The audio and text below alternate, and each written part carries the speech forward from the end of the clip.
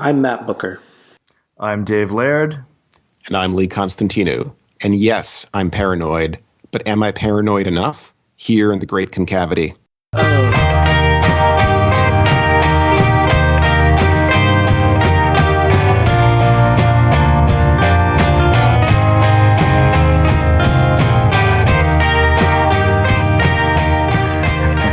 Nice one, Lee. Welcome to this is episode 25. Kind of a special milestone. It feels like, Matt.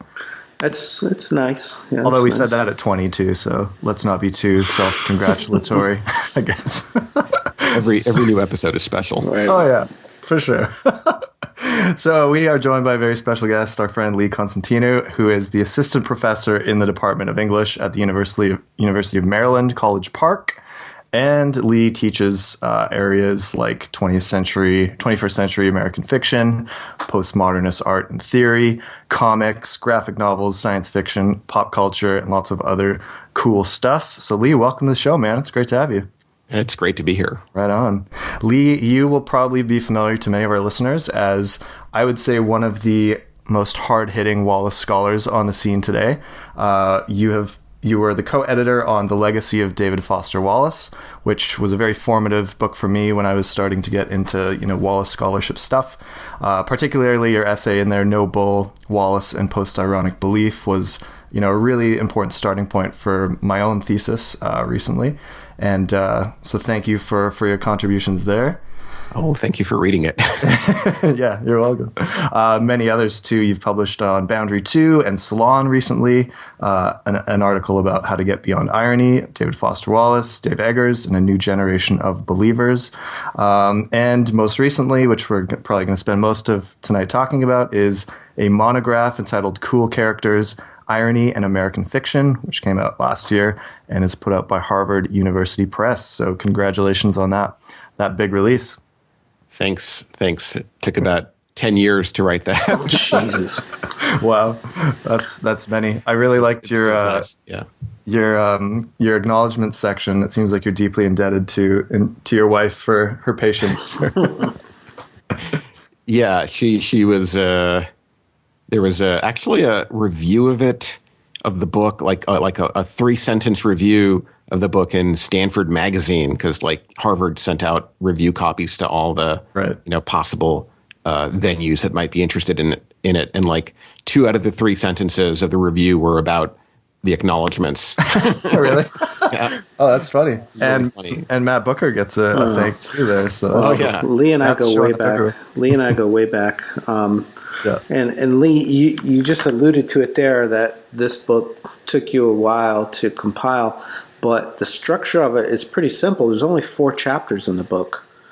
Can you talk a little bit about that decision to make these kind of broad, overarching chapters and really dig into them? Sure. Well, one thing I'll say is that the fact that there are 4 chapters is, in a way a little deceiving, because each of the chapters is double length. Right. Right. Yeah. Each of the chapters, for the not everyone, but most of the chapters each focus on 2 big writers. Yes. And so the chapters end up becoming very long as a result. But the basic organization of the book is around different character types. Mm-hmm. So there's a chapter on the hipster. And in that chapter, I talk about Ralph Ellison and Thomas Pynchon. And then there's a chapter on punk. And in that chapter, I talk about William S. Burroughs and Kathy Acker. And then the one that's about Wallace is a chapter on a character type I call the believer. And half of that's about Wallace. And then the other half of it's kind of about Dave Eggers, yeah. But it's also kind of about McSweeney's as an institution that I sort of argue is a kind of an heir to some of what Wallace was trying to do. Mm-hmm. So that's kind of and then there is the final chapter is on cool hunting. Mm-hmm. We can talk about what cool hunting is if you're interested in that. I don't know, Matt. Yeah. You must You must see Cool Hunters in Austin. Yeah, Well, I think it ties back to that chapter too about hipsterism too, and that at least you've got hipster as critic, but the idea of the hipster in general seems pretty closely related to the Cool Hunter to me. I mean, maybe I'm totally wrong about that. You can set me straight. I know not. I mean, no need to set you straight. That's exactly right. But you deal a lot with Jennifer Egan in there, and that idea, about how TV has influenced a lot of the narrative writing of the early 21st century. I'm very curious about that now because it seems one of those things Wallace dealt with too. About it's hard to write about because it often doesn't age well. Writing about TV, or brands and pop culture in general, and so I wanted to ask you about that because clearly it's something that is a marker of cool. Like if you can drop the latest lingo, like that is probably the most in your face marker of being cool or not. Like if you can just even keep up with the right thing, like put on this act, Yeah, I mean it's hard even to write about these things in fiction. So like one of the books that I was very I really love and that I wrote about in that chapter was a novel by William Gibson called Pattern Recognition. Right. And so much of that novel, I mean, part of what was exciting about that novel, say reading it in 2003, 2004, when I read it, was the fact that it was literally set in 2002, immediately after the 9/11 attacks. Right. And part of what that novel does really well is it uses very up to date language, right? To read a character using Google as a verb, I Google something, right? It was very striking reading it at the time, and you read it now, and you kind of if you were to read it now and you had no sense of what it was like to be sort of aware and sort of alive at that moment, then a lot of the energy and the force of that book might get lost, I think. Yeah, and I think that there are some traditional, DeLillo tries to do that in some ways. And, I remember when some Tao Lin books came out, and I felt oh, wow, this is the first time you ever see someone using a G-chat, a Gmail chat conversation as part of the text, or it could fit in very well with you walk down the street in Brooklyn and you see these certain shops. But then when you stand back and you see well, that stuff, unless you have some greater purpose, that's not enough, just throwing out these cultural markers is so superficial. And Wallace had this big debate about you look around and that's this sort of culture that you're swimming in. How can you not write about it? But on the other hand, it's I think there's something to that professor saying, maybe don't, or try to find something that's where that is an add-on, but that's not going to be the substance of what you're writing about. Yeah, I mean, I think it was a paradox for Wallace, right? He didn't want to do what he saw someone like Bret Easton Ellis doing, right? Or other writers who are lost in the midst of time, who might use a certain brand name on a T-shirt as a stand-in for some fact you're supposed to know about a character, right? Yeah, and then I also think that Wallace also recognized you couldn't there was something empty about a certain kind of realism that systematically avoided talking about those things, right?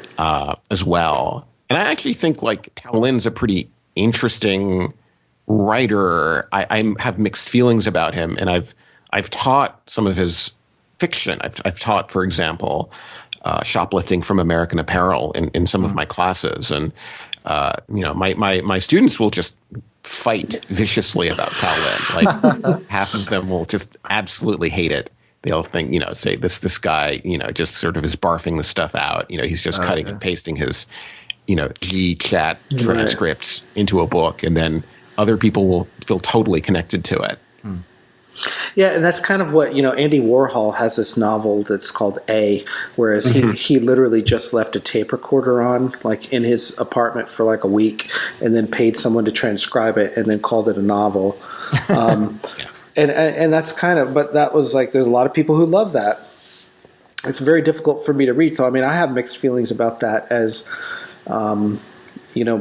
being like an old man. Like, I feel like I'm very old and, very out of it in some ways, and I'm kind of resentful of that. But, and I felt that way somewhat with the Dave Eggers thing. And, I want to ask you about that movement, and like, what was your first impressions like when McSweeney's came out, or, Heartbreaking Work of Staggering Genius came out not long after Infinite Jest, like only 4 years after Infinite Jest, I think. Like, what was your impression when like Eggers sort of became a factor just in the contemporary literature scene? I mean, here I should like maybe give some background about how I came to write about Wallace in the first place. Please do. Yeah, just because. So I after I graduated from college in 2000. And I went out to the Bay Area and worked as a technical writer for a couple of years before I ended up going to grad school. And I stayed, I went to Stanford for grad school, so I stayed in the Bay Area. But, I became aware of Eggers through one of my coworkers had been a colleague of his at Might Magazine. Oh, wow. And, and so I'd heard a lot about Might Magazine and the kind of work they did there. And then I was kind of vaguely aware that his memoir had become like this huge phenomenon. And then a couple of years later, they opened the tutoring centers. So the 826 Valencia Tutoring Center was opened in San Francisco. And I like volunteered there for a little while, like not very long. I'd sort of, it became clear that like, it sort of wasn't fitting into my schedule. And it was like, I was on the peninsula and they were up in San Francisco. So that was a long drive, actually. Were you working like the pirate store, or were you tutoring? Well, the tutoring center in the back, it was the tutoring center in the back, but then they like sent me out to a school one day, for example. So it wasn't like I was in the store itself. Right.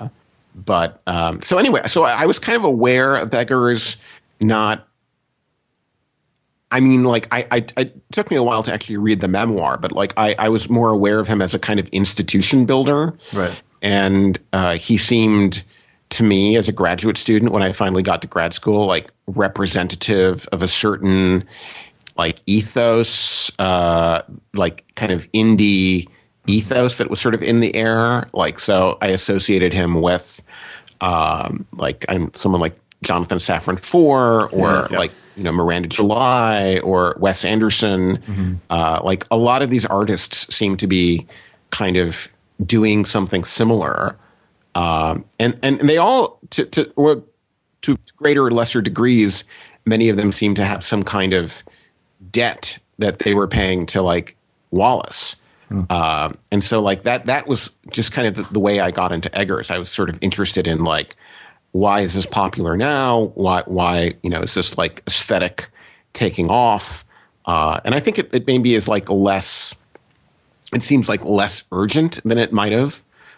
Back then there are like new kind of hip writers or interesting writers who've sort of supplanted Eggers. And I don't feel like he has the same cachet he used to, but that's kind of where I was coming from when I started working on him. Yeah, that's interesting, because I was on the complete opposite end of that, and I remember being in New York when that book came out, and it actually came out like right before. I associate it more with the Corrections than Infinite Jest, I think. Oh, interesting. And that the Corrections, was such a publishing sensation, and so was Eggers. Like, they spent a lot of money, and it had this huge Wallace blurb on the back of the hardcover.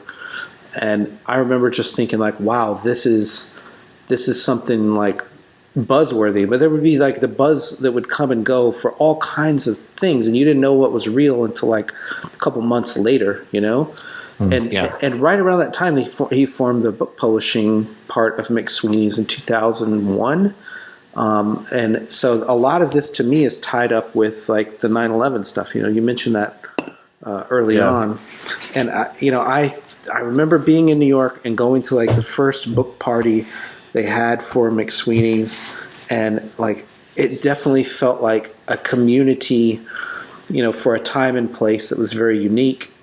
And another thing I wanted to get your opinion on is how that's, you know, aged with irony, because it seems like it has aged out in some ways. Like the Believer, McSweeney's all exist still, but you know, their archive is in the Ransom Center. Like they're sort of like wrapped things up, and you know, Eggers, I don't know, maybe he's mostly just a solo writer now, doesn't even publish his own stuff.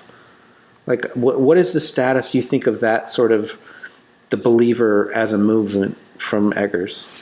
I don't think it's coherent in the same way that it might have been like right at the beginning. I think like as institutions get bigger, as they publish more and more people, like the diversity of what they publish just increases.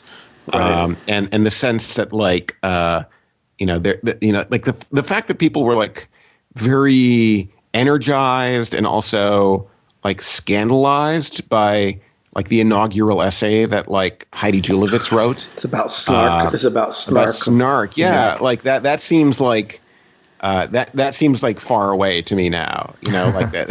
It is like people still write about snark, and like Dave Denby wrote this book about snark, and every now and then, like the New York Times will publish like some essay about how we're too ironic, or Salon will do that. But it feels like they're recycling something that used to feel like really urgent and important. And I don't know that it feels as urgent and important in the same, or maybe it's like, it's not kind of like, I don't think it's where the energy of like literary culture is right now. I think now people are much more excited about kind of autofiction.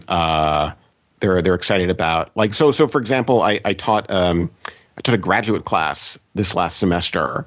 It was called like 21st Century Fiction.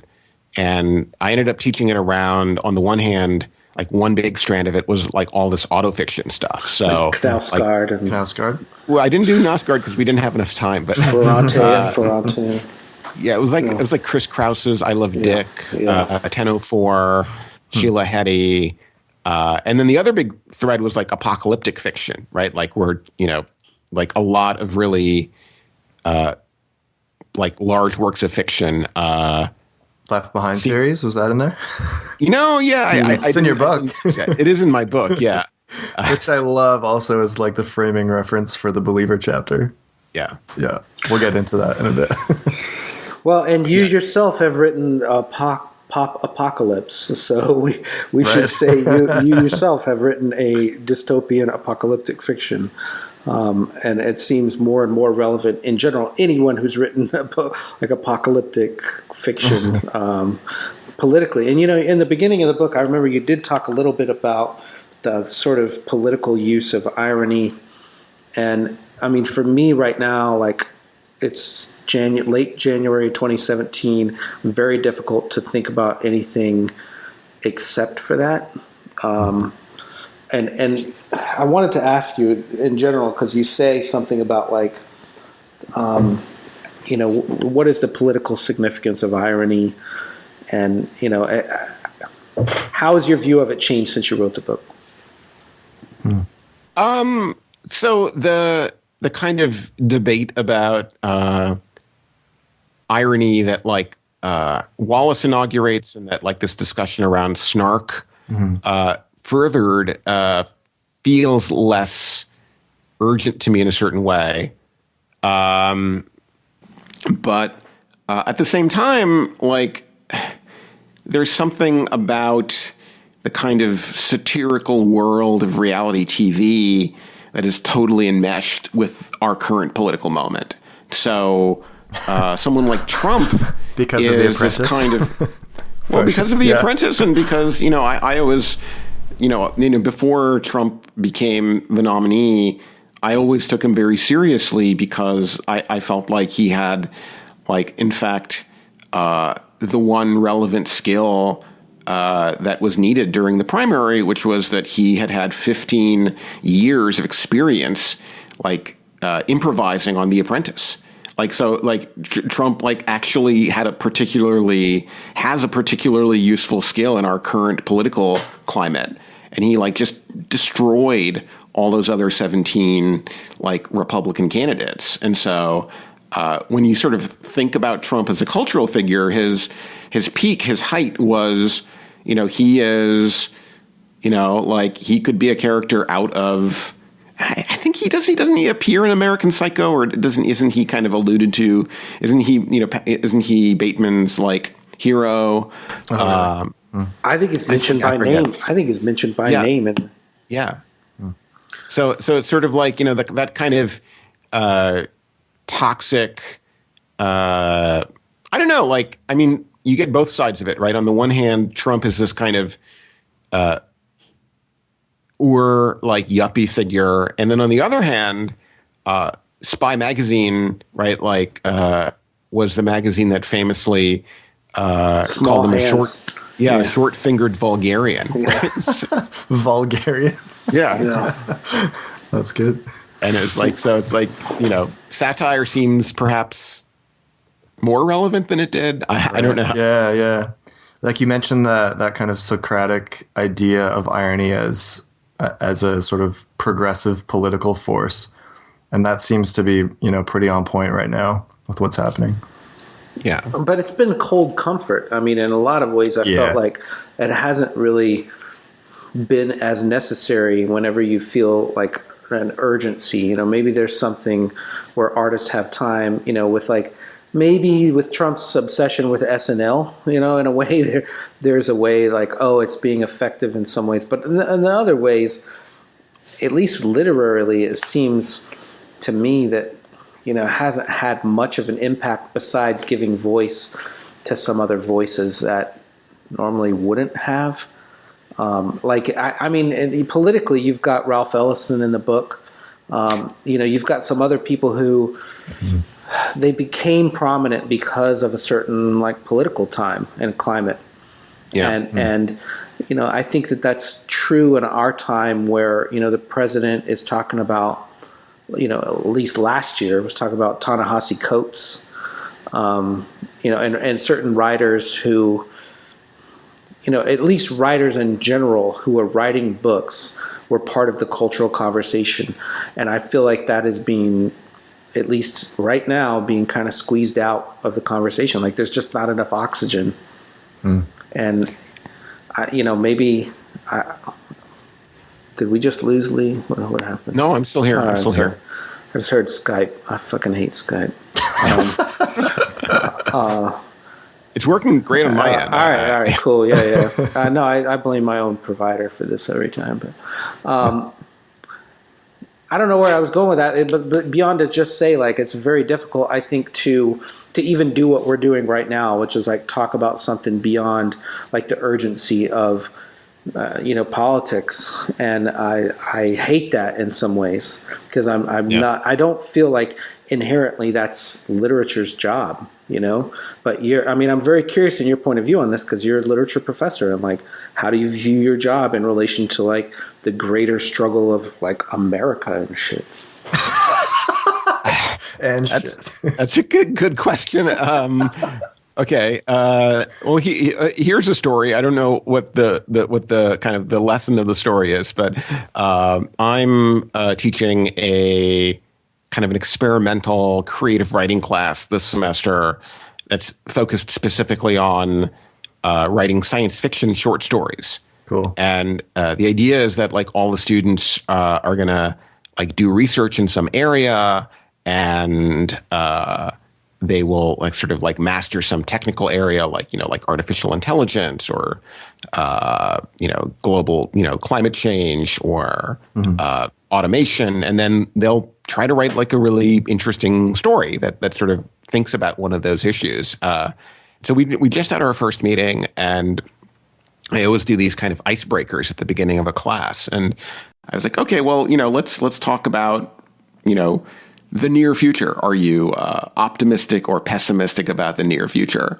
And I would say like 80% of the people were pessimistic about the near future. Mm-hmm. So, sure. And a lot of it, some of it had to do with, I think, the recent political developments. Other people were pessimistic, because of fears about, climate change. Understandably, other people were afraid because of, things having to do with, I don't know, killer AIs and robots. I mean, like, so the kind of the list of things we can be afraid of is like very long. Mm-hmm. But I guess for me, like, the excitement of the class is like, well, so what are you going to do with your fear, right? Like you have this fear, you have this anxiety, how do you have this sort of negative, affect. Mm. And then, how do you turn this into a story that isn't just saying like, I'm afraid, right? Like, how do you turn this into something that like gives the reader some kind of like new perspective or new insight into like what could happen, or how to think about what is happening, or maybe reframing a problem so that it might look like very different if seen from another angle. So I don't know. Like, I don't know if that's a satisfying answer, but I feel like there's, that's thought provoking to me, because at least, if you're somewhat objective about it, you think, okay, we're not living through D-Day here. We're not living through, World War. And you look at the type of literature that was produced, or art, or Guernica, and, the type of people who were able to transmute their feelings of political dissonance into art. I mean, it's huge. But I also don't feel like they felt like it was an opportunity. I think it was like a necessity. And I guess for me, it's still something like, I think a lot about the people who wrote like Holocaust memoirs.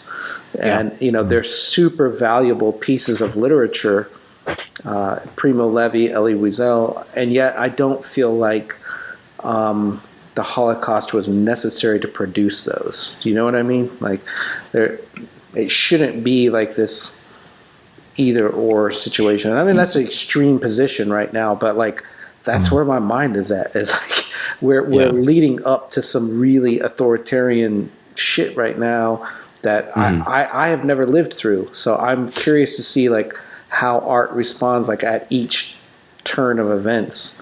And it's universities are a critical part of that.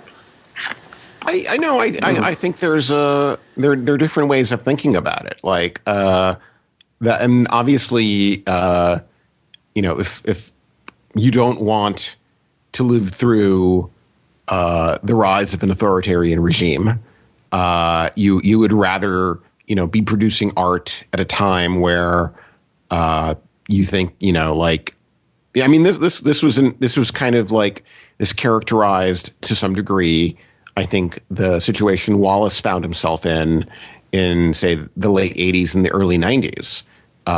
There was in fact not that sense of pending calamity. I think Wallace saw American culture and American life as like deeply pathological. But it wasn't because there was a kind of an authoritarian leader on the horizon, right? Like, I don't think, say what you will about George H.W. Bush. I don't think that was Wallace's worry about him. So you don't want to live. You don't want to live during these dark times, right? Like, you don't want to be worried about people who are like being detained at airports and who are getting thrown with new fervor into Guantanamo, and who are being like bombed with increased excitement and urgency, by the new administration. But at the same time, like, you don't get to pick the era that you live in, right? So if you're an artist, or if you're a journalist, or if you're a writer, or if you're a professor, there's to say there's an opportunity makes it sound maybe like too careerist, but like there's a necessity to do something. There's something you can do that can contribute to this collective project of fighting existing power structures and trying to make the world a better place. And for me, I felt very demoralized after the election, but I actually felt also very energized by the Women's March, which was like about a week ago. And like the lesson, I mean, it wasn't like I didn't know this intellectually, but like to be in a crowd of people who, all feel the same way that you do. And they're all asking the same question, which is like, what can I do? Is actually, it increased my morale, I guess. Yeah, and I didn't mean to like hijack the conversation about your book. No. But to me, it just all goes together. And I also feel like a lot of the failure of contemporary society or the 24-hour news cycle is that we quickly lose sight of even our recent past, much less our history of the past 100 years. And I think you deal with that pretty well in the book, and that you get into kind of the history of the hipster and the idea of irony in a way I haven't read before. And I kind of want to bring it back to that, if you don't mind, because this essay you mentioned about Anatole Briard, he has this book that I really love called Kafka Was the Rage. Yeah. But I'd never heard of this essay about the hipster, and can you set that up in context, because it's like the beginning of World War II, right? Like 1939 or something. He's writing about this. Well, this is later. This is in I believe this was published in 1948 in Partisan Review. Okay. And he was an intellectual and writer living in Greenwich Village. And he was commissioned by one of the editors of Partisan Review to write an essay on hipster culture for the magazine, and it was one of the early like highbrow analyses of the hipster. And it's just like this beautifully. I mean, he's a fantastic writer. He's this amazing writer. And the essay is just this very incisive theorization of the hipster as a character type, or the hipster as a certain kind of person who uses irony to separate himself from the kind of official organs of recognition. And so there's a kind of, like, maybe a contradiction there, and like this is appearing in like the most important intellectual magazine in the United States, right? Like, so like the most highbrow people are just like eating this up. They're totally fascinated by these marginal underground figures, and so that's sort of that's what's interesting to me about his essay. I mean, that's crazy, because you think that it would be like as the New York. I guess this is the New Yorker will do stuff like this, where they will put in something of just a really outlier. Let's do a thing about Snapchat, but even that seems like a little bit dated. Whereas his thing, it seems way more incisive than that. And you tie it in with Ralph Ellison. Can you go tie that together with us a little bit, like with Ralph Ellison and Pynchon? Like, I'd never looked at things this way at all, but they did overlap, like in their time frame. What is the connection there? So like to go back to Broyard. So the whole book is sort of in conversation with.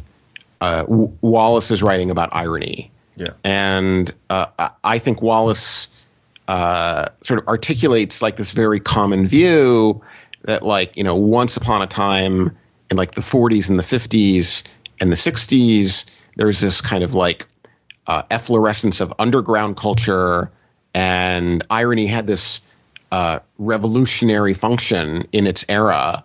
And like now it's okay, it's on network TV, it's on MTV. Now it's been co-opted. Now it doesn't have that kind of energy and force anymore. Yeah, exactly. It's been commodified. And so that story always seemed, it's not that I was suspicious of it, but it didn't, it felt like a kind of well-rehearsed common view. And so when I started doing research on hipster culture, like what my eye was drawn to were these points of connection. So seeing the official culture like celebrate hipness and celebrate the underground and hold it up as this kind of image and figure of freedom. And so like that's part of like why I was drawn to that like Broyard essay, because it's like the highest of the highbrow magazines celebrating the lowest of lowbrow vernacular popular culture. Yeah. And saying no, like these, and then describing the hipster, right? Like that chapter is like the hipster as critic. So it's like when Broyard is talking about the hipster, all of a sudden the hipster is like doing the job of the critic. They're like more aware. They know more. They're more sophisticated than the official critics. And so that's the thread that goes through all of them, I think. So Ellison is doing a lot of the same things in Invisible Man. So the character of the Invisible Man in that book really wakes up. He really opens his eyes. He's woke. He's woke. He's right. He becomes woke, yeah, so to speak, when he runs into this character Reinhardt, or he doesn't, in fact, directly encounter Reinhardt, but he sort of learns of Reinhardt's existence, and he accidentally starts impersonating Reinhardt. And so it's somewhat similar to what, for me, it's somewhat similar to what I see going on in the Broyard, where this character whose great aspiration is to be a leader in the black community isn't really able to do that until he goes underground. And it's through that process of going underground that he achieves the most power in a certain way. And then the same thing, I think, again, it's like Pynchon was very much interested in these same questions. Like he's younger, he was younger than Ellison, but he was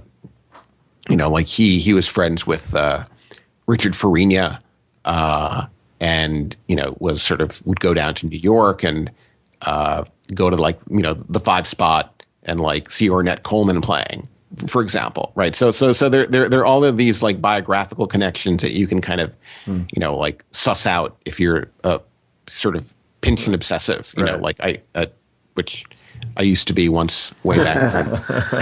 I like that you mentioned that Pynchon was too young to be a beat, but too old to join newer youth movements. Yeah. Well, and you also tie Pynchon in with pattern recognition, and I thought that passage was really interesting where, you're talking about Oedipa Maas looking around for patterns, and I still see that with Pynchon's fans. I should say the Wallace list, which the email list I've been involved with now for almost 20 years. 20 years. Is a spinoff of the Pynchon list, and I go through phases where I'm on and off that Pynchon list. Or I know you should say Pynchon, but I say Pynchon. It's just my laziness to. But there's. It seems like it attracts that kind of literature attracts other people who are looking for patterns, and in reality, that can be really annoying and Alex Jones-ish type conspiracy theory people who just arguing about it, and.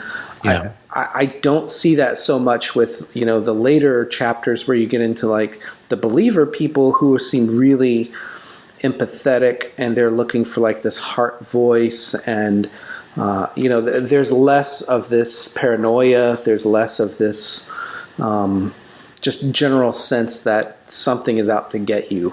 And I don't know if that's just me, looking at the world that way, or if there's any truth to it, because I think as a literature fan there should be a lot of overlap between Wallace and Pynchon fans naturally. You know, but I mean, and it's funny the way that your book is set up that they don't really overlap. Like you've got Wallace and that Believer chapter, but the Pynchon stuff is it's an earlier time period. You know? Yeah, I mean, Pynchon obviously is still writing. Mason and Dixon comes out like in '97, right? And then Against the Day comes out, I think, in 2005.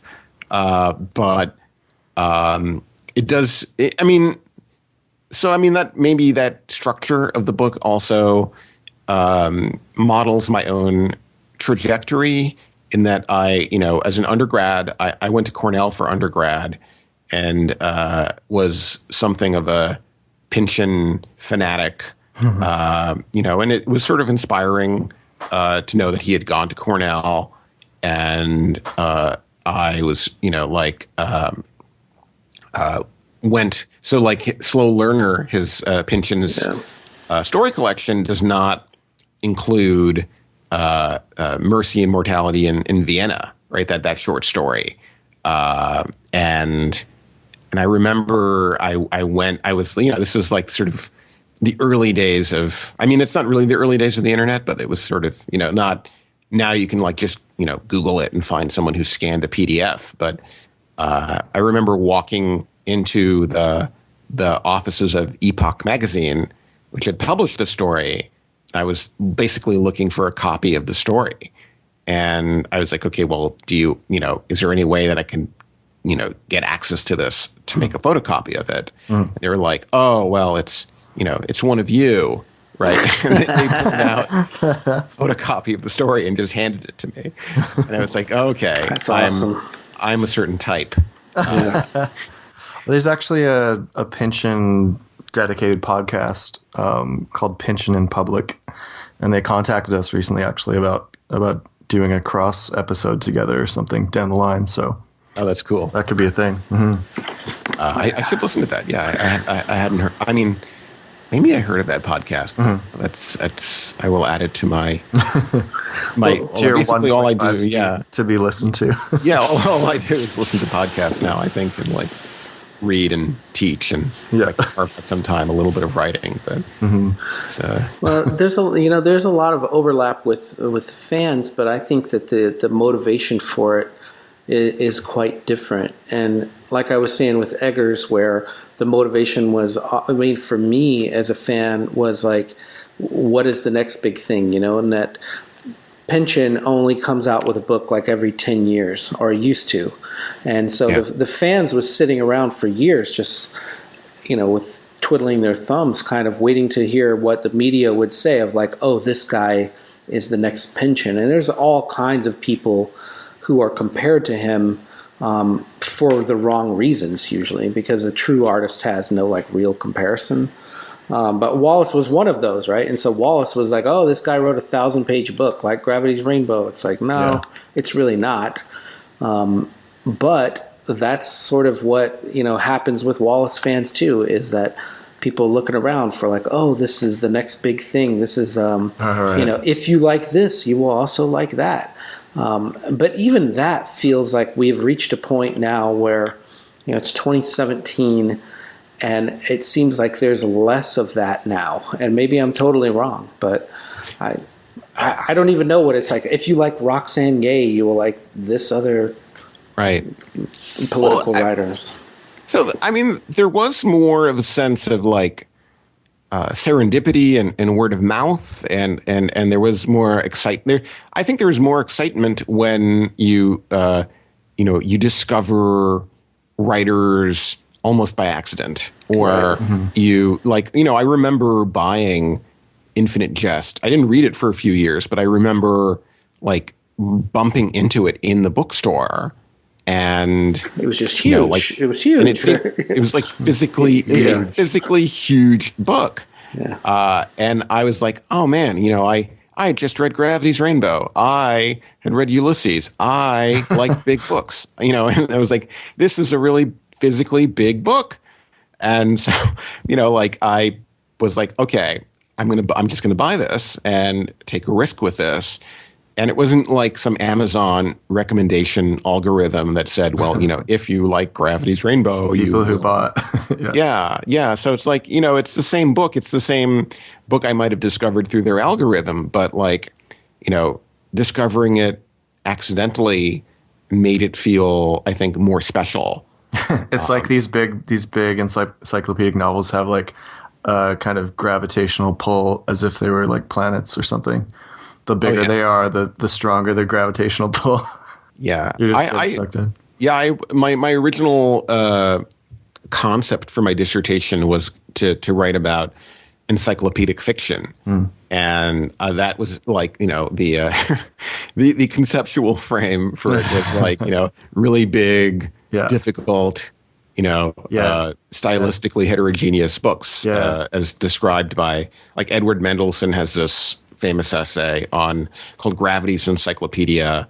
And actually there are two versions of the essay, but like basically he says, there's this tradition of writing big books, Gargantua and Pantagruel, the Fairy Queen, Moby Dick, and Gravity's Rainbow now. So there's this kind of attempt, to say that these are all the same thing. But Matt, I think you're right. Like they're really not. Like Gravity's Rainbow is very different. It's very different from Infinite Jest or Lee, The Making of Americans. It's like it's very different from anything.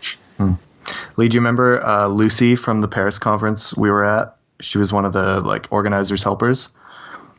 She, I think, was writing her dissertation on the encyclopedic novel, and so she was working on Infinite Jest and the instructions by Adam Levin and some other similar ones like that. Well, and one thing, when Infinite Jest came out, there was some talk of it was the longest novel written in the 90s, or published in the 90s, and Wallace immediately disputed that and said, no. There was this other book by Vikram Seth, A Suitable Boy, which was like 1,350 pages or 1,400 pages. So he was like, no, I'm not even the longest. Like, don't put that on me. And yet I'm the same way. Like as a shopper, I see myself like with Bolaño and 2666, or even now with this damned Bottom's Dream book. Bottom's Dream. I'm just like, I want it. I want to buy it. But it's not, it's got to be like fits this other demographic, which fits in with your thing of like the cool hunter. So early on, about an hour ago, you promised you'd tell us like, define what is a cool hunter. Tell us about it. I realized too, I just like apologize now. I haven't even asked a question. I've just like rambled on like incoherently. I apologize, but no, not at all. Would you mind? Here's an actual question, Lee. Could you define cool hunter for us? Well, I wrote a whole chapter on it. Okay. So cool hunting, right, is also sometimes called trend spotting, and what it really is a type of marketer, type of marketing professional. And what the cool hunter does is collects information and performs analyses of what's cool and what's not. And then it gives that information to large companies that then make strategic decisions about what to make and what to sell based on these analyses. Like if a cool hunting, and they're like individual cool hunters who are very kind of quirky and idiosyncratic, and then they're like more professionalized firms that do this kind of work. One of the more famous or infamous cool hunters is this woman named Faith Popcorn, if you've ever heard of her. I have not. I'm not cool. No, I wouldn't. I don't Clearly. know. I wouldn't recommend looking her up necessarily, but too late. Yeah. So the point is that so this is technically what a cool hunter is, but then the really weird thing that I discovered was that there are like a bunch of novels that turn cool hunters into primary characters. So that William Gibson novel, Pattern Recognition, that I mentioned. Yeah. Jennifer Egan. Well, Jennifer Egan's book technically doesn't have a cool hunter, but it's really interested in some of the same issues. Right, yeah. And then there's a book, talk about like that 9/11 moment. There's a book by Alex Shekar called The Savage Girl. Yeah, you made that really interesting to me. Like, you were a cool hunter for me in that chapter where I was like, I got to read this. I wrote it down. I was like, Savage Girl, I'm going to get this. Lee's so meta. You sold it, man. But I mean, what is the story with that book? Well, I mean, there are a couple of stories with the book. I mean, so the book itself was published in, I think, October of 2001, and the New York Times review of the book literally said something like, "This would have been a really interesting book before." The 9/11 attacks, but now it seems totally irrelevant to our world. I mean, it was just one of these like very. I mean, for a young writer, right, for writing his first novel, that had to suck, right? Like, Yeah. But the book itself is I think, like, it's really clearly indebted to DeLillo, and it's about this like small boutique firm of trend spotters who live in this city that's, I think, vaguely based on Austin. Oh, wow. Yeah, and the it's all about these people whose job it is to commodify cool. So they'll take, like, different trends, and then they'll create these reports, and they'll basically suck the life out of anything that people really love by commodifying it. And so that's what the book is about. But then the book is also I'll tell an embarrassing story in that, like, the way I discovered the book was, so I was like, okay, I want to write a dissertation where I develop, like, when you're developing a dissertation, it's good to come up with some kind of, neologisms or words that you own, and it's like, okay, well, a lot of people are using this term post-irony. Mm-hmm. I think it's a useful term for talking about what certain artists are doing. And so I'm going to write about this term. I'm going to sort of, make it my own. And I've learned from the history of that other big postword, postmodernism, that, like, that if you had a hyphen, right? If it's like post-irony, mm-hmm. That hyphen is going to go away eventually. Mm. Like, if enough people use a word, like postmodernism, people used to hyphenate it all the time. Right. Anyway, so all of this is to say that I started Googling around for the word post-irony without the hyphen. Mm. And one of the only things that came up was Alex Shekar's book. So, like, the weird thing about that book is that the trend spotters decide that they see a forthcoming mega trend, what they call a mega trend of post-irony. And, like, that's what they call it in the frickin' book. It's like, oh man, who is this guy? Like, you stole my dissertation and you turned it into a novel, and you did it like 6 years before I, like 5 years, 6 years before I wrote my, like, prospectus. And so I was like, okay, I have to read this book.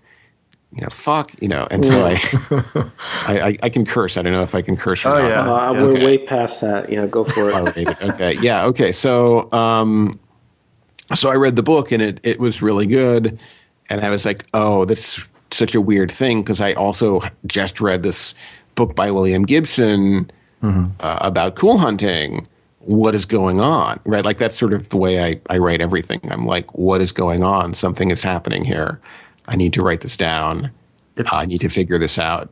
This is really illuminating for me, Lee, because when I was writing my thesis, doing research for it, this word post-irony came up several times, and sometimes it was hyphenated, sometimes not. And I had to make, like, I probably had a conversation at some point with my supervisors about, do I hyphenate this word or not? So thank you for making this clear, and now I like understand why I had that problem. Yeah, I was preemptively like dehyphenating it. Yeah, because in No Bull you have it without a hyphen. Yeah. And then, some people like it with the hyphen. I mean, in a way, like I committed to the word. I hate that the word has the post prefix because I feel like that's the most overused prefix in academia. But I had no choice. I was forced against my will to use it. Well, I feel like that comes up a lot in Wallace conferences and papers where people say like, what does postmodernism mean? And it's like after modernism. Or what comes after postmodernism? It's like, well, clearly postmodernism. What comes after post irony is like, well, it's clearly post irony. And it is just such like phoning it in some ways because you're in the middle of it. It's really hard to describe. Like no one knows what our era will be called 50 years from now. No one knows. So you're just grasping around to say like, how are we going to describe this moment? And we have limited tools and language to do that. So this is completely off subject, but something I wanted to ask you about is in the book you deal a little bit with Amy Hungerford. And she, since the book has come out, has sort of even more forcefully sort of set herself up as kind of the great villain of Infinite Jest. Or the great naysayer. And well, a lot of people would love that title, but I'm willing to give it to her for now. And that her argument in her latest book, which was reviewed in the LA Review of Books, which you have some connection with, right? Still do. That she basically argues that Infinite Jest not only should not be part of the canon of contemporary American literature, but should just not be read. And she just says she, in fact, hasn't read it. And I wonder if you would revise any of your statements or deal any more with that, or what's your take on? Give me some Amy Hungerford talk. Real talk. Yeah, this came up. So I was on a panel at MLA month just ago, recently. Right? Yeah, a month ago, like Infinite Jest at 20, and this came up there too. And it seems to be what everyone wants to talk about now. And I mean, I actually talked to her. I've met Amy like a few times, and I actually met her after. I mean, I ran into her at a conference. We were on a panel together after she wrote, after her book had come out, and after Tom LeClaire's piece on her book came out as well. And that was in Full Stop, I think, right? That was in Full Stop. Yeah. And in fact, I taught The Pale King in my graduate class, and also taught her essay alongside Tom LeClaire. So I feel like I've been talking about that essay. Sorry, for dude. Like multiple. No, it's totally cool. It's not in any way to say that I don't want to talk about it. So I have many thoughts about it, but the truth is, I do not understand her argument. And even after talking to her, I don't understand what she's trying to say. Like, if what her argument is that Amy Hungerford, should not feel guilty about not having read Infinite Jest, and she shouldn't have to read it to do her work, I feel like that is like a totally non-controversial argument, right? Like it's totally fine. Yes, you cannot read everything in the world. If you're going to do a monograph on contemporary literature, it's totally cool, not to read Infinite Jest. I think, you're missing out if you do that. But, if you don't want to do that, that's fine. But that's not really what her argument is, right? Like, she seems to want to make the argument that, it is a valid scholarly reason to reject a book and to argue against the book on the basis of a certain kind of reading of the biography of the author. Right. So her main bank of evidence that Wallace is this like massive misogynist is the D.T. Max biography. And I think it's a perfectly fair thing to say that, like, Wallace did all sorts of very bad things. I mean, I have no reason, you can say, okay, well, I don't know if I trust Mary Carr or not. I'm willing to just accept it. I have no particular reason to like have one view or the other about it. But to then make the inference that like, no one or no person should read Infinite Jest from that seems odd to me. Let me put it that way. Okay, so that's the first point I would make. The second point I would make is that this is not going to be convincing to anyone who's actually invested in Wallace in any way. Right. And her argument seems to presume that the only reason people are invested in Wallace is because they've like been duped by Little Brown's marketing. By the Cool Hunters. That the like the only reason you might want to read Infinite Jest is out of this desire to like acquire cultural capital, and not because the book speaks to you and is interesting to you and like has these sorts of moments of great clarity and insight. If you're not going to read the book and you're not going to make an argument, based on your reading of the book, it's just like, it seems like a totally useless argument to me because it's like not clear that it's not going to dissuade anyone who's very invested in writing about Wallace from writing about him. Well, and in some ways, I don't want to give any more oxygen to this idea than it deserves because I'm with you on this, and I didn't want to like make this a focal point anymore other than to say I think you are the expert on being able to, especially because you write about some of her other ideas in this book. But I think if anyone can address it and help me like make sense of this, it's you. So I appreciate you. I appreciate you doing that for me because I do think it's a little bizarre just to base a literary argument on why you shouldn't read something. And to me, that just doesn't hold up in the long term. But, and I'm also really contrarian. So if you tell me not to read something, like I want to go read it, like especially, and again, I realize this isn't a question so much as a comment, and I feel really bad about that. But no, I mean, it's a conversation. Do you have anything like, any other past experience of stuff like that where you think because there is an appeal to it? I mean, for me, I'm thinking of stuff that I read in college or high school that was like Crime Think. Are you familiar with like Crime Think, which is like a collective, and they publish these books, and they were very like, oh, this is like, the stuff they won't teach you in school.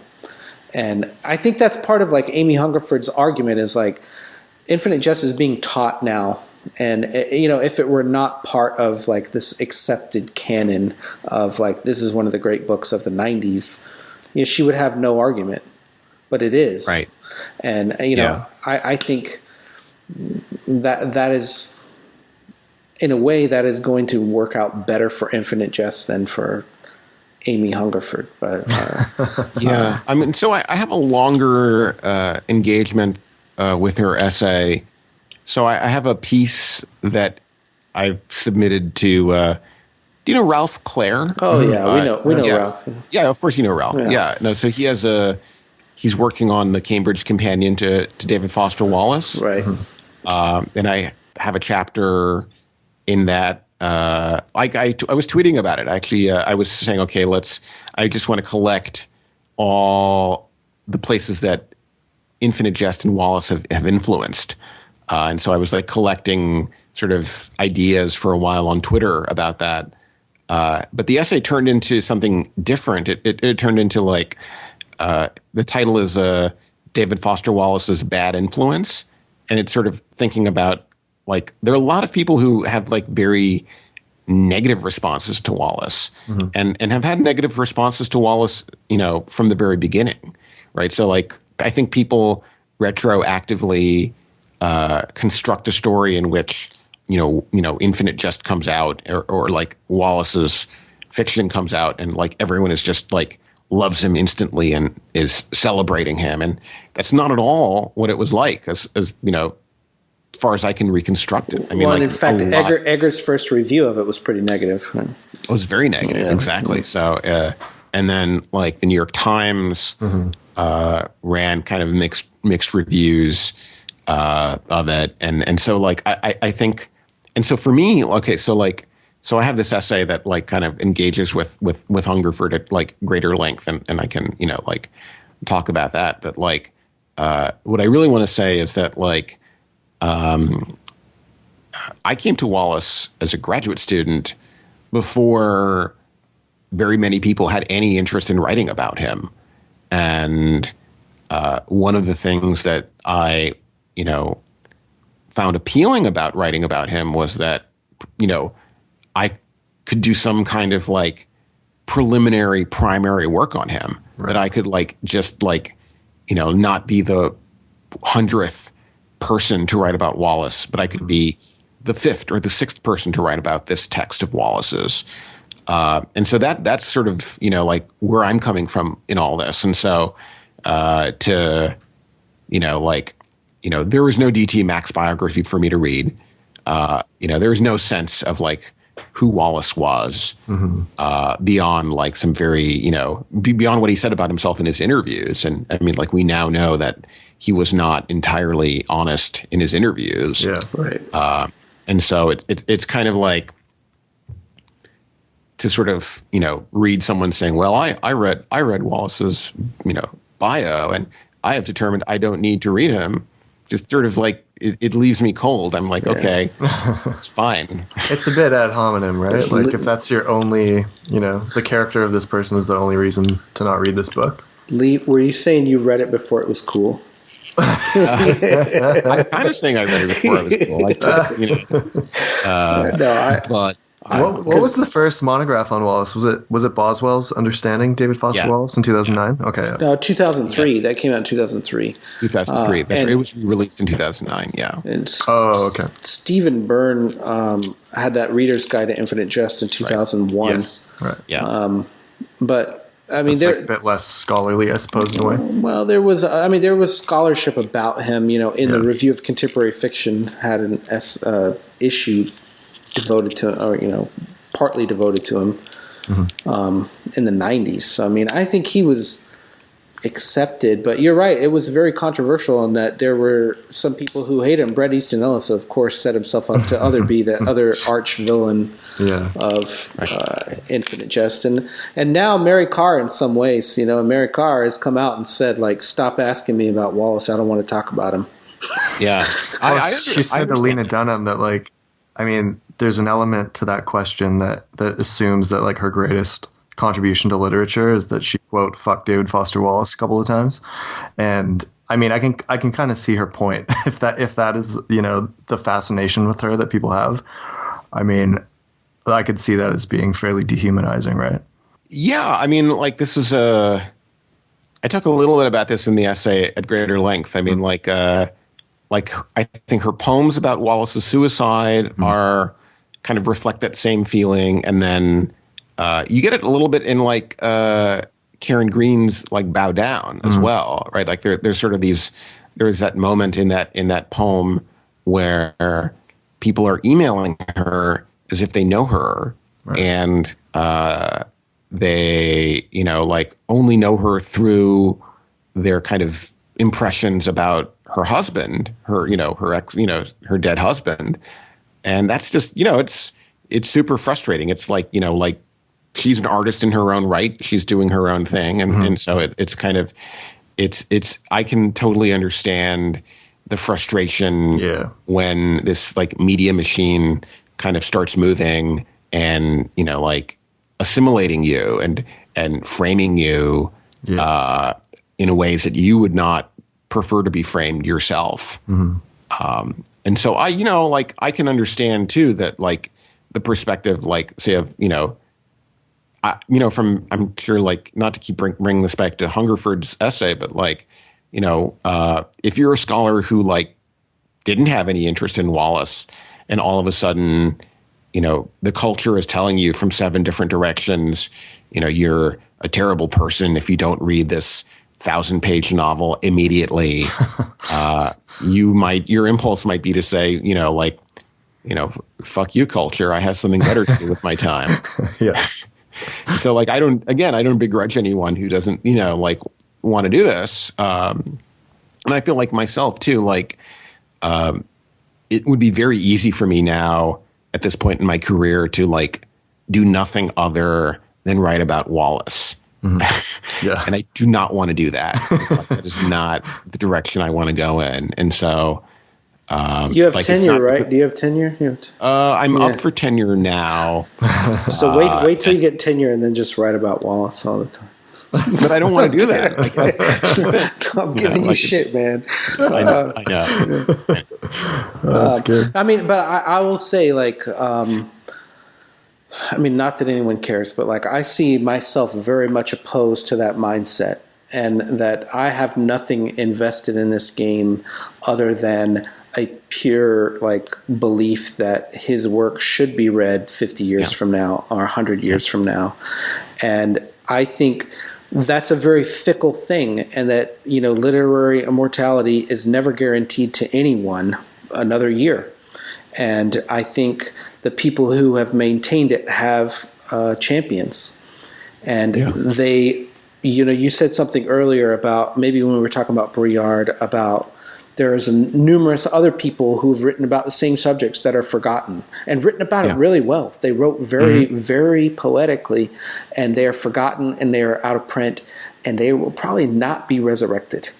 And I think that there needs to be some kind of cohesion around certain writers that, builds them up and says, no, we're going to, maintain this in a weird way. And like the fact that I've found myself even mildly associated with Wallace, and that is bizarre, and that I read him in the same way that you did. And, as someone who's like, oh, it's a big book that came out. I like reading big books. And it's like, now, we're coming up on, 8, 9, 10 years since he died. And to me, that's just a very, it's an interesting thing to watch evolve. But I think that there will be much more written about Wallace. Even the 50th person will still find enough appeal about it to, write another dissertation or a monograph or something. Again, I'm not ending with a question here. Dave, save me here. Give me throw a question at Lee here. Well, I would love to kind of get into some of the particulars of chapter 3, Lee, how to be a believer, which is really like the chapter in Cool Characters that really drills down into Wallace specifically, other than the intro. So like I mentioned before, you sort of framed the chapter with the question of belief, and as sort of an example, a literary example of that being the Left Behind series, Tim LaHaye and all those, sort of extremist right-wing evangelicals in the U.S. And I kind of want to just sort of like get a bit of a walkthrough from you on the Wallace stuff in the Believer chapter, and maybe we can talk about some of the particular ideas. Sure, that sounds great. If it's not too much of like a spoiler for people who are interested in picking this book up. I mean, the chapters are very long, so I think we probably can only totally skim the surface here. Yeah. Well, the stuff about the new sincerity that's in there too. I mean, that was a big deal in 2009 ish. After Wallace died, and Adam Kelly wrote the thing. Yeah. And I'm curious, like, there seems to be almost like a backlash to that, and then like a backlash to the backlash, and people still cite that essay a lot. Like, how do you think like the idea of the new sincerity has evolved? Well, I think it's still around. I mean, I think like Adam's Adam's a friend, and I think his scholarship is great, and I think it's important to like differentiate between the kind of discussion of the new sincerity that was happening maybe more in like pop culture Right. on there's a certain flash of literary blogging culture that I feel like has gone away with the rise of social media. So, I mean, it's still around to some degree, but like HTML Giant, 3AM Magazine, these sorts of venues, like you could get essays on, Tao Lin and the New Sincerity, for example. And these were essays that were written by artists and sort of, practicing poets and novelists for other poets and novelists for the most part. And so that's sort of one version of the New Sincerity. And then I think what Adam is doing is more kind of philosophically grounded, right? So he goes back to like Lionel Trilling and Lionel Trilling's writing about sincerity. And he wants to sort of think about this problem of performativity, right? Like the problem of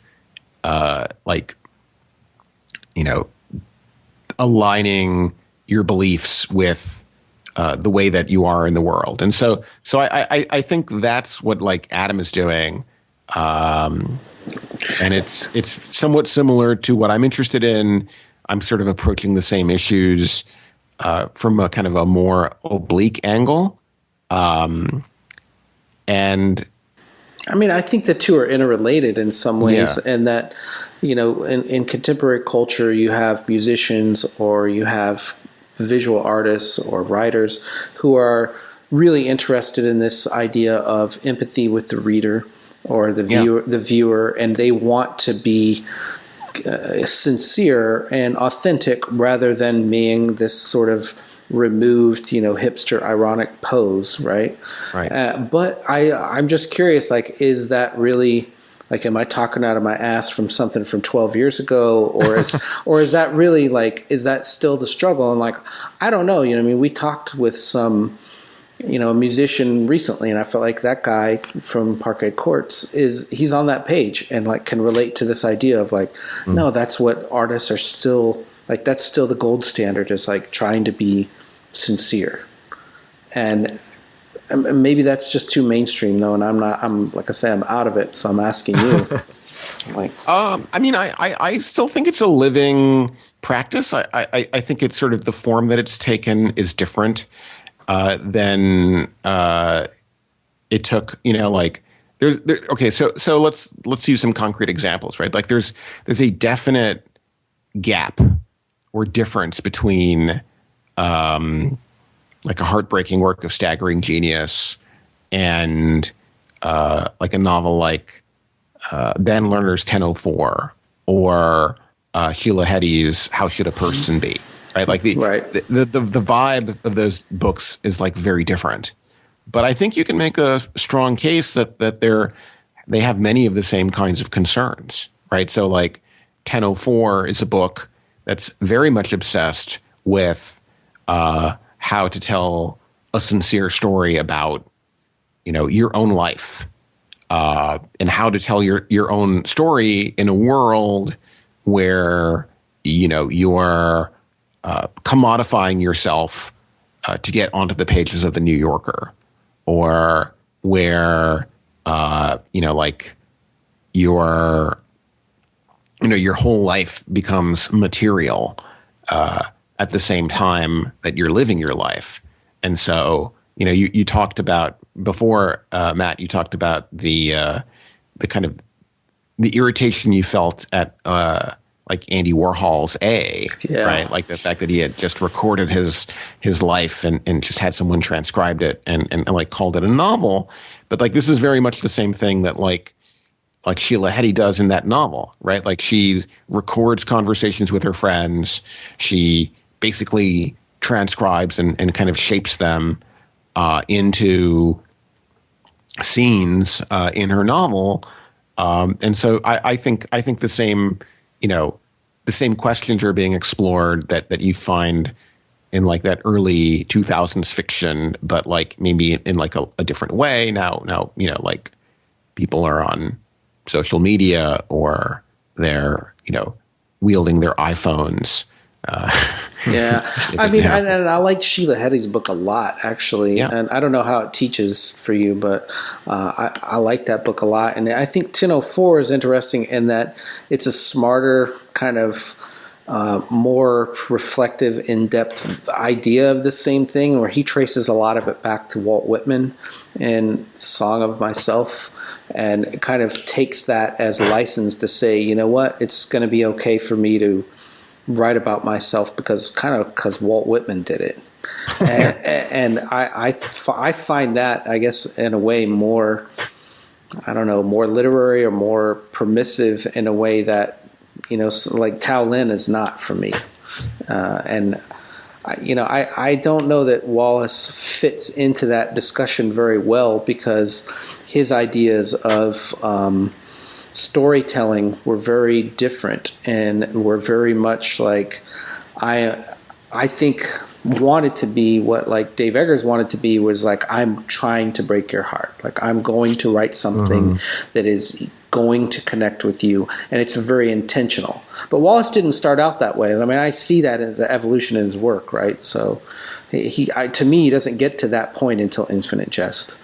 And I think that's the reason why a lot of his earlier stuff is not as critically dealt with as Infinite Jest and afterwards. So I'm there, and not to say that you deal with that in your book so much as that you deal with like this ethos of the believer, and that maybe this is a question for you. What does Wallace believe in? Well, that's a great question. I mean, I think the place I end up in the chapter is to say that Wallace couldn't figure out an answer to that question. He would speak a lot about wanting to affirm like old verities and cliches. But when you get down to it, the kind of belief he offers up is somewhat like empty. Like it's not clear what you're supposed to believe in, right? Like you're like, even like in something as widely beloved as like This Is Water, right? Like the Kenyan address. Yeah. You get to the end of that and you're like, okay, well, the thing you should do is make a choice to see the world as like full of life and on fire and in a good sense. And like worship some kind of god, maybe. Yeah, worship some kind of god. Like pick doesn't one. Matter. Doesn't matter which one. Doesn't matter which one. And so you sort of end up in this place where it's like, well, you could end up worshiping some pretty bad gods. Sure. Like, I mean, there's some dark directions you could take that. Right. But like, I think Wallace was so convinced that like there was this crisis of belief. That like you couldn't believe in it if the problem wasn't that people believed the wrong things, it's that they couldn't believe in anything at all. Right. And so like let's at least try and get back to that point where belief is possible again, and then we can let religious philosophers figure out it's that icky moment for me. It's an icky moment in his essay on John McCain, the Rolling Stone essay, where he's like, well, here I am. And I think this guy's politics are just abysmal. They're terrible. They're so bad. And yet I like something about this guy. Yeah. I like that he was definitely tortured. And that means that like there's some... He's like a true American kind of... Like a true American. I can believe in it. And it's like, well, that has its limitations. Right. Right. Well, and I thought you were going to say that, the thing that he brings it back to a lot is a belief in writing or literature. And, you make this point that he uses communication, right? The ability for literature to sort of jump over the wall of the self into someone else's self.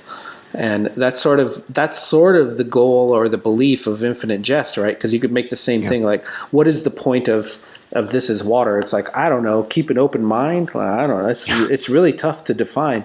But same with Infinite Jest. Like, what's the point? It's like, don't be addicted to things, or like, don't, just try to communicate to people. Like the point is really vague there. But I think there is a lot, especially with Hal and his father and like the Wraith and Gately, and like it's communicating across these big, leaps and bounds, and just how difficult that is, which is really sad in a way. Like, I've been talking to you for like an hour and a half now. Like, is it really that hard? Like, I mean, this is a good, it is, it is hard and it's not hard, part of the joke with Skype is, that, we're, engaging in, video telephony. But like, we in fact don't have the problems that Wallace imagined we might develop with, video phones. So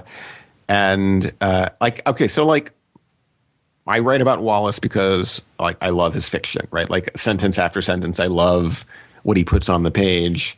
But I find the analysis of the world that he offers in Infinite Jest kind of confusing sometimes, because I think he wants to take the model of addiction and like generalize it, right? Like he wants the addict to be like this figure for all people under postmodernity, if you want to call it that. And I don't fully buy that, like the addicted everyman figure. Yeah, like every man is addicted to something, and it's like, no, that doesn't seem right to me, right? Like I don't fully buy that, but what you end up with, it's like Infinite Jest, the film Infinite Jest, and I talk about this in my chapter. The film Infinite Jest in the novel Infinite Jest is very peculiar because you don't know anything about it. You get only very fleeting views of what's in the film itself, and like James's intention is to communicate with his son, but like, what does he want to say? Like, what's the content of that communication? I don't know if there's even an end goal. It's just like to simply converse, right? Yeah. You're like, well, where does that ultimately get us? I don't know. I guess you're having feelings of one sort or the other. Right. Yeah. I think this kind of gets to a claim that you make in the context of Wallace's suicide, that you say that his suicide is an emblem of the failure of literature to solve certain kinds of problems. And it's really easy for us in like Wallace scholarship to talk about like Wallace's views on what the role of fiction is, to make us less lonely and to give us imaginative access to other selves and all that kind of good stuff, which is interesting and good. But like, is that enough? Is that does something greater have to come after that in a way? And I think what you're talking about with belief and the concept of a believer is sort of an extension of that. Would you say that's somewhat fair to say?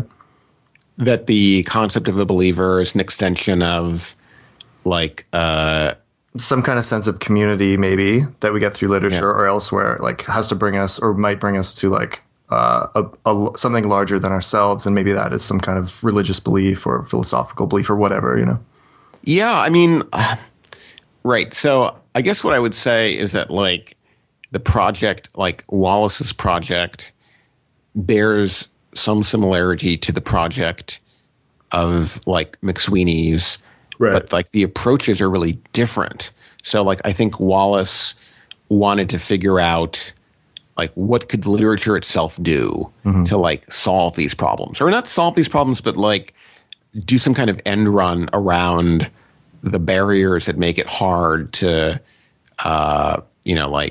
communicate with other people, or to overcome this kind of anhedonic sense of like kind of, like numbness that Hal seems to suffer from. Right. And it does seem to me that like that just he can't successfully get through to the other side in Infinite Jest. You don't see any kinds of examples. You get Don Gately at his bottom, and you get to see him doing his thing, at Ennet House afterwards. But you don't know you don't quite see him getting there. In fact, I I mean, like, you get descriptions of what it's like to, to go, on your knees and every AM and pray to a God you don't believe in. Yeah. But it's like there's this gap. It's as if like Wallace is trying to like just imaginatively will himself to the other side of this gap between the bottom and healthy living. Right. And I think McSweeney's does it like in a different way, or did it in a different way. Mm-hmm. And it became much more about like the institution. Right. And became much more about like, walking through that, the San Francisco tutoring center also doubled as a pirate supply shop. Yeah. Right. And so there's like this kind of quirky, welcoming, community-oriented aesthetic. Yeah. Was doing that kind of work. Yeah. Yeah.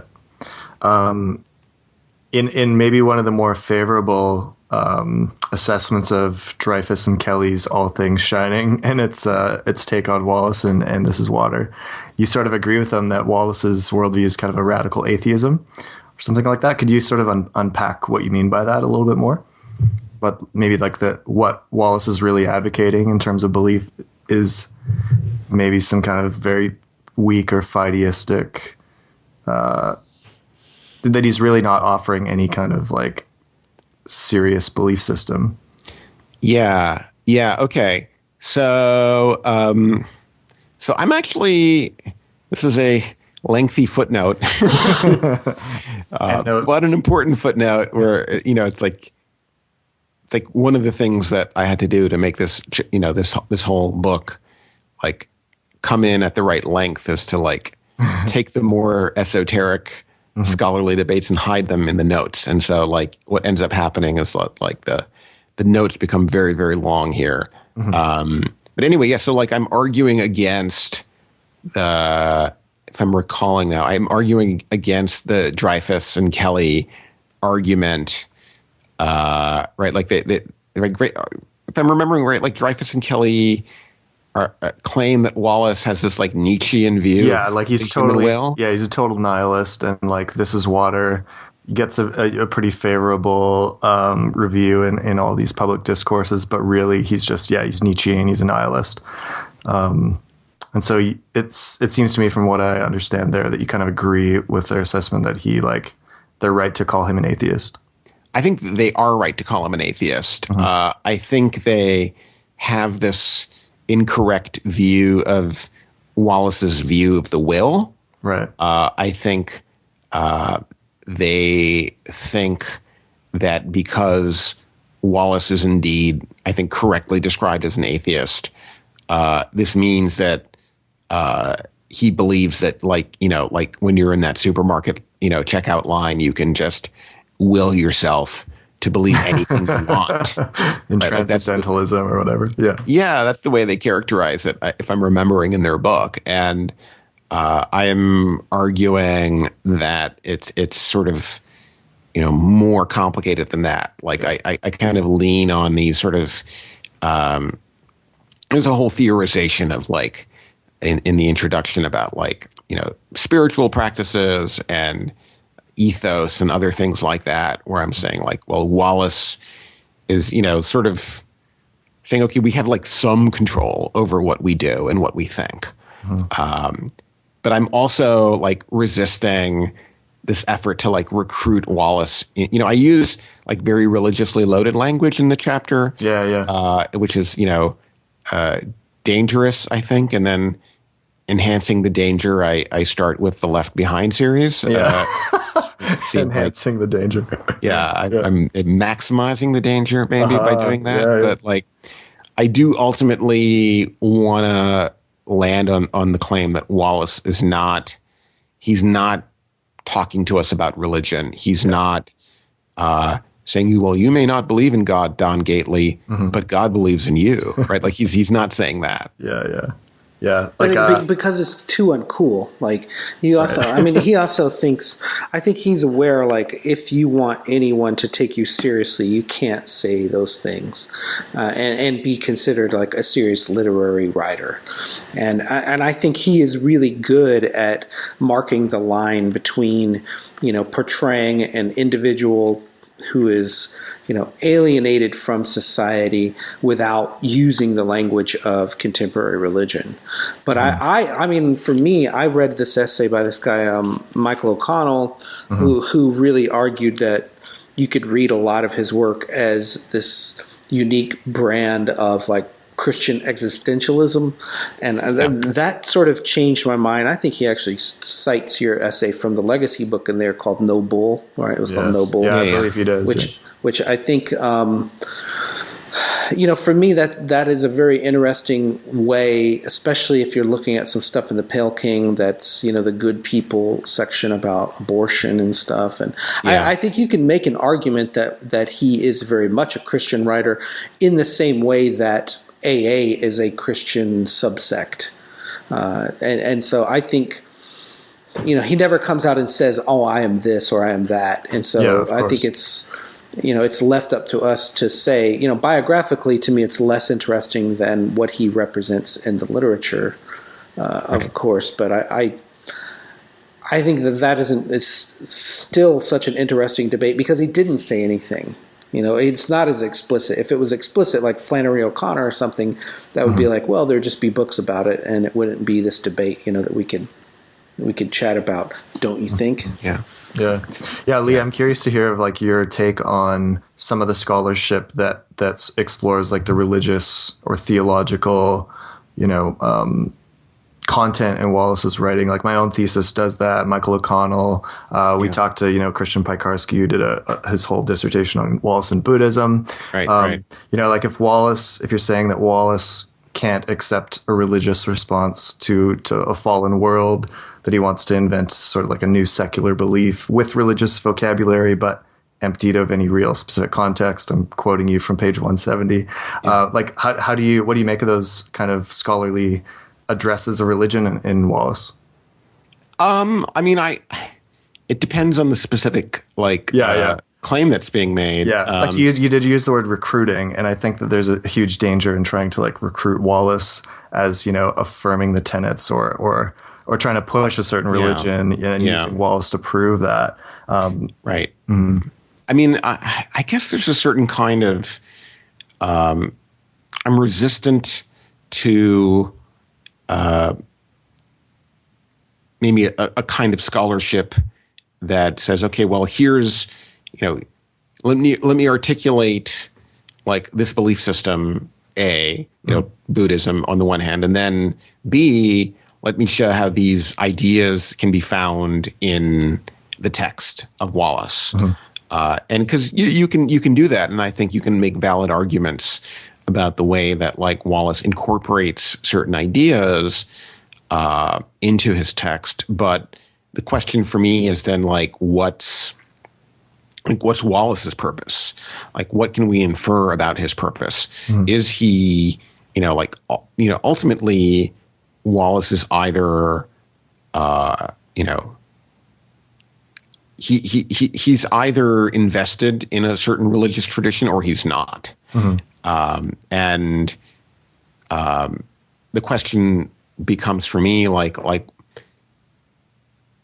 it just doesn't seem to me like his answer is that you should believe a particular kind of religious faith, because he's so meticulous about making sure, like that. He's saying you don't need to do that. He's like being very specific and saying, like even in the Pale King, right? Like even in the like Dean Lane and other overtly Christian themed elements of that novel, they represent one strand of that novel, and so totally, I feel like Wallace's ambition is not just within a particular faith tradition, but then he wants to sort of make some kind of generalization about contemporary life.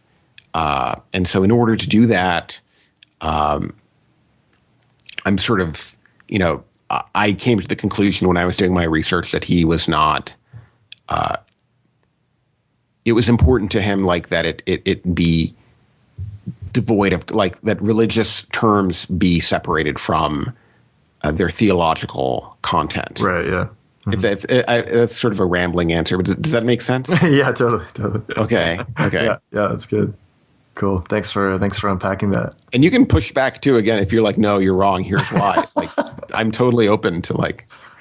No, that's fine. I'm not trying to argue anything. I'm just curious to explore, like, the extension of some of the stuff you talk about in this chapter, which I found really interesting. Yeah. Cool. Lee, do you have any kind of final thoughts on Wallace, about last things you want to say about your book here, things that maybe you're excited about, in the next coming year or so in terms of Wallace studies, or where you see the field going?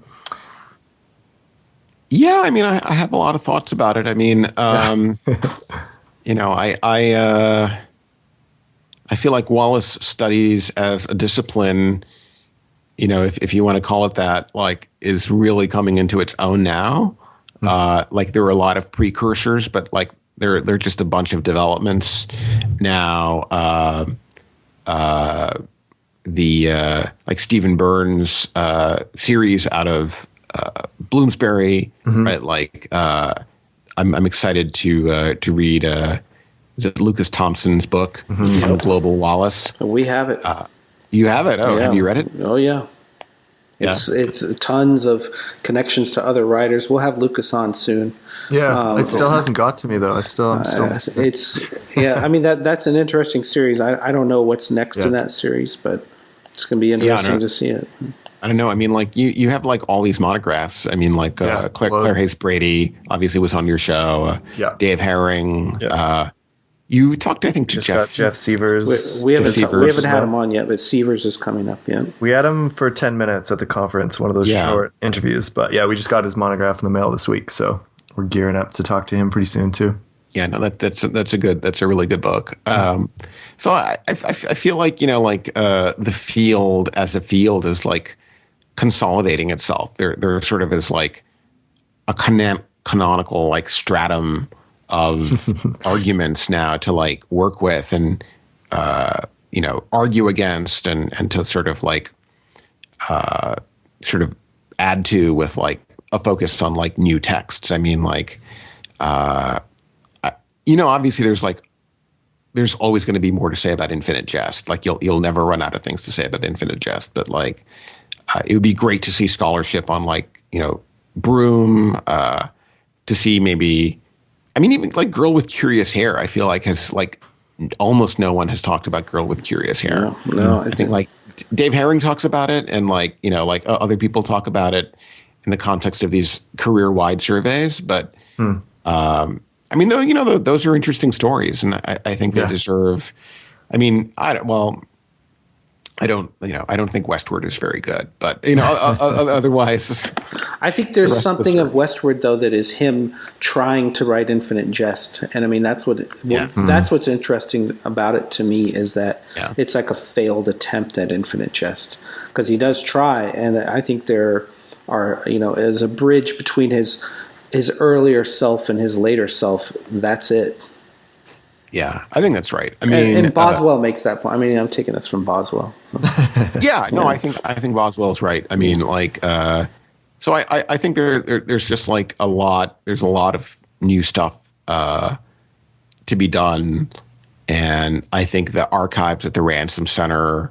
I mean, Dave Herring did a great job, kind of reconstructing the publishing history of the Pale King, but, like, you go to those archives and it's incredible. Like, I took hundreds of digital photos of elements of, like, Infinite Jest and the Pale King.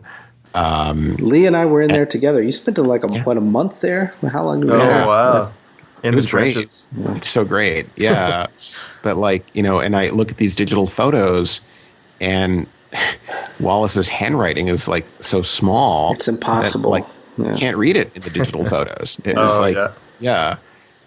So I need to go am back. I correctly remembering, Lee, that at your talk at Paris about the concept of Turd turd nagels. nagels Yeah. Oh, the yeah. Pale King that you showed some of these images? Yeah, I discovered that there are these passing references to turd nagels in the Pale King, and it turns out that turd nagels are much more significant than you would think. Should have done a whole show on turd nagels. Damn it. Missed opportunity. Yes. Yeah. Can we have you back on just to talk turd nagels? I can talk for an hour about turd nagels. They're seriously I think Wallace, I think I talked to you about this like after your talk at Paris, Lee. But I think like did Beavis and Butthead use that term?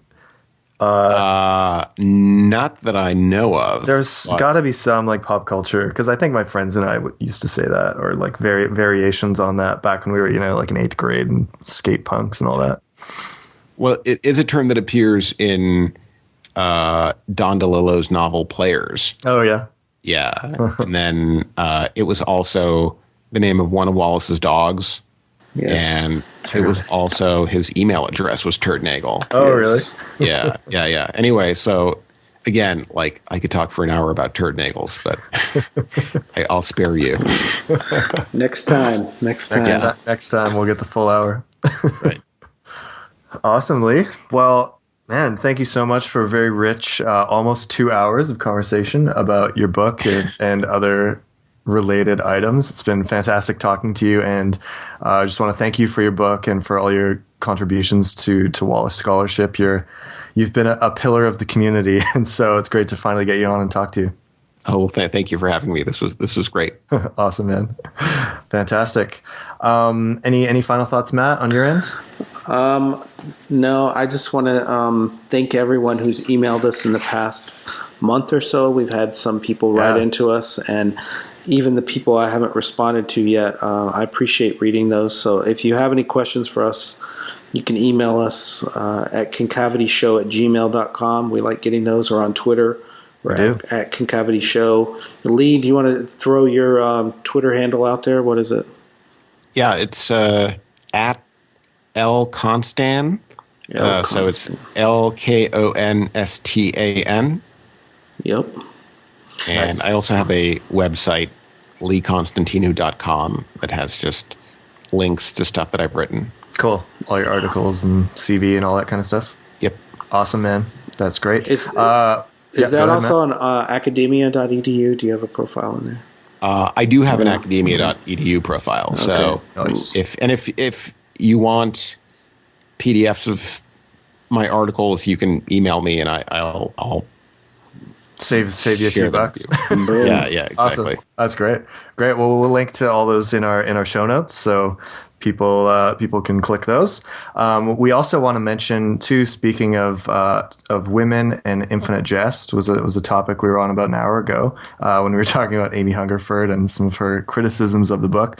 There is another online community group read of Infinite Jest starting on January 30th, tomorrow, called Sacred Jest. You can check out the website sacredjest.org, or on Twitter they're at Sacred Jest. And we've been in touch a little bit with some of the guides for that, and it's another sort of similar to Poor York Summer or Infinite Winter, Infinite Summer. And the guides are for females. So our friend Shazia Hafiz from Vancouver, Johanna Schwartz, Emily Hoffman, and Amari Thomas. So if you haven't read Infinite Jest, you want to read Infinite Jest again, you want to read Infinite Jest specifically in the context of talking about it as sort of a religious text, that seems to be the vibe that they're going for with Sacred Jest. So continuing on some of the stuff that we were just talking about with Lee, there's a place where you can go engage with it. So check that out.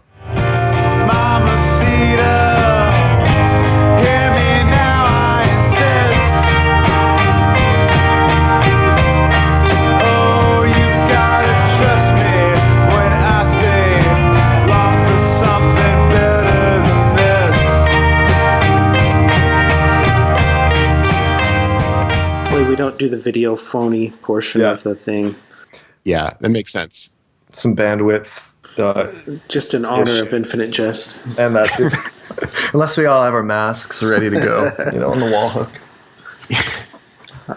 Bust them out. Yeah, my mask is at the dry cleaners. So. Oh.